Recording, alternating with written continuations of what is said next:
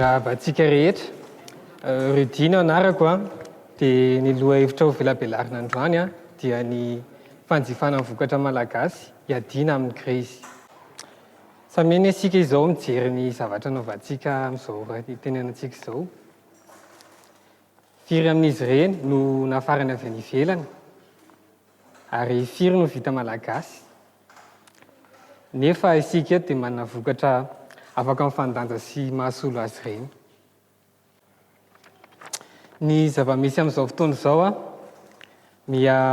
dia betsaka kokoa ny fanafarana entana oharina amin'ny fanondranana. Misy fiantraikany lehibe ho an'ny firenentsika nefa izany. Voalohany indrindra, midina ny sandam-bola ariary. Rehefa midina ny sandam-bola ariary a, dia miakatra ny vidin'ny zavatra rehetra afarantsika ary anisan'izany ny solika.